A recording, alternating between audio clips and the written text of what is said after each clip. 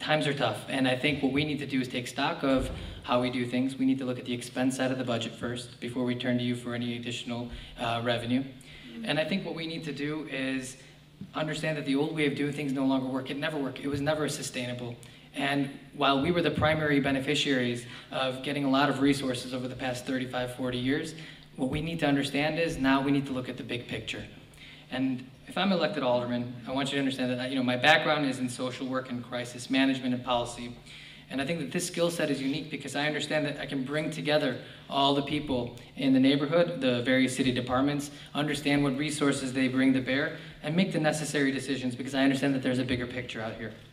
I will be a legislator that addresses the budget deficit, poverty, services here in the ward. And I'll make sure that we hold a line on fees and taxes so that you constantly don't pay for reactive government. So whoever you vote for in this next election, just know this. What we need to do is just focus on good public policy.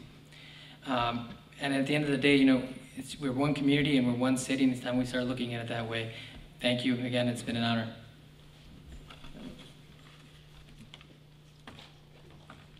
Mr. Reichel.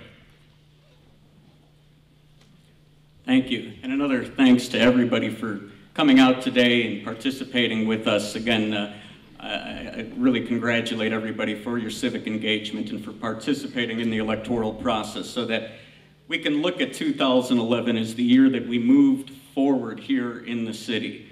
And I am very enthusiastic about the change in leadership at the top and within the various wards. It's really a chance for us to redefine the structure of the government of this city and to stop being, admittedly, a laughing stock among people throughout this country and throughout the world. You wonder why we didn't get the Olympics. Well, not keen on sending the Olympics to a place rotten with the Blagojeviches of the world.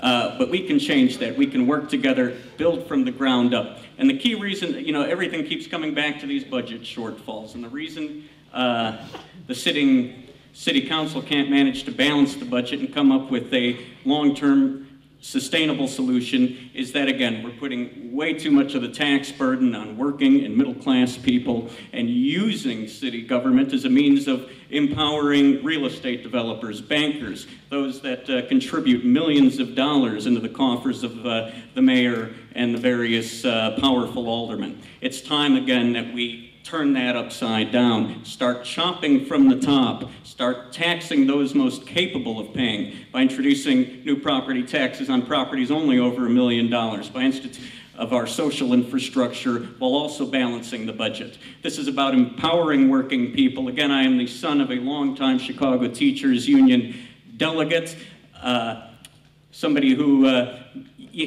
also got me involved in politics. So I will be the working people's alderman, and I invite you to join us between now and Election Day. MattReichel.com is our website. Thank you very much. Thank you. Next is Mr. O'Donnell. I'm a homeowner in the ward, sent my kids here, public schools. We are the ones who work here and live here and walk our dogs here and do what we have to do to live in one of, I think, the best ward in the city. I really believe the 47th ward. I wouldn't live anywhere else. I would not live anywhere else. It's a beautiful, wonderful ward. I want to keep it what it is. I want our streets salted in the winter. I want everything that we have to keep it. Our transportation is second to none. We have 7 stations of the Brown Line. We're having a new metro station put through. I mean, let's keep building on that. I'm gonna work vigilantly, and I will work and listen to whatever your concerns are as alderman. But I too am very frustrated with the high property tax, with the this new income tax, which is going to hurt us. This corporate tax, it's going to hurt our businesses here. We're about job creation too, and this doesn't create jobs. So I'm upset about that. I'll fight for trying to roll that back and give incentives to businesses. I like small businesses. I love that I'm against the big box. I like small businesses here. And when it comes down to being down in city council, I'll look at every issue with an eye toward ethics, efficiencies, accountability, transparency, and fairness to the taxpayer. And that's why I'm there. I want to be your public servant. And I'll tell you this, I do have a background at the Sheriff's Office and working with crime prevention, and I'll work vigilantly on crime. You'll know that. So thank you very much for your time. I've enjoyed this very much. Thank you. The last name here is Mr. Jacks. So yeah, thank you everybody for coming out. This has been great. And just to summarize, my campaign is really just running for you. As cheesy as it sounds, really, I'm staying independent. I'm not taking any money, like I mentioned before. I really just hope to see improvement for the ward. It's a great ward. I hope it can get even better. I want to increase community engagement, like I've been talking about, and then implement budget and ethics reform. Ethics reform I've already touched upon a lot. That we need to change this old Chicago way, and all of the different things that fall in with that. So with budget though, which I didn't go into too much, so I want to quickly go over that. So I want the aldermen to lead by example. I feel that they need to make cuts to their own offices before cutting city services. I feel like that otherwise it's hypocritical of them. I feel that some of the ways that I propose generating revenue would be increasing fines on things that I feel that damage society. So the possession of illegal weapons is one.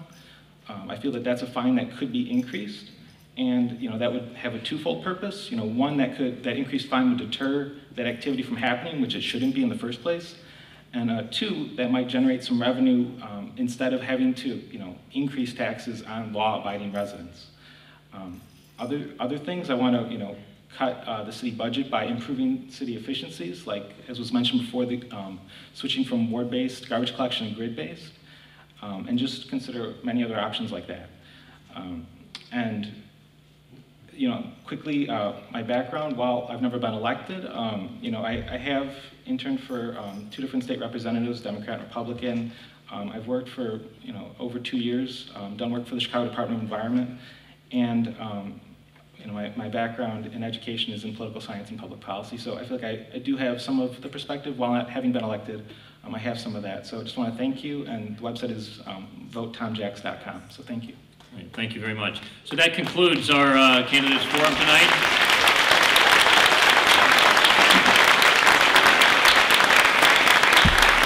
I think it's fair to just say thanks again to the organizations who have organized this event and sponsored this event. Just look around the room. It's tremendous, the turnout that's here. You all clearly take an interest in your community and this upcoming election. I mean, I've been to numerous candidate forums over the years, and they've all been great and great opportunity to listen to all the candidates, but sometimes there are 10 or 20 people in a room, and this is just wonderful to see, and thanks again to everyone for organizing this, for coming out, and again, if you could take my advice and take what you've learned here tonight, go out and talk to your friends and neighbors and let them know what you've learned as well. Thank you. I'll turn it over to Julie. So we want to thank David Brown for moderating and for doing such a great job, and thank our timers over here, Deborah and Lori. Thank you for holding the time, and our candidates again for coming out and educating us. We can get more educated. I urge you to get more educated. On our website, we have the Sun-Times questionnaires, the Chicago Tribune questionnaire, the Center Ledger questionnaire. Our questionnaire is going to be up. We're going to hopefully put this on a podcast and on a video. So if you have friends who couldn't make it tonight, please urge them to get educated themselves.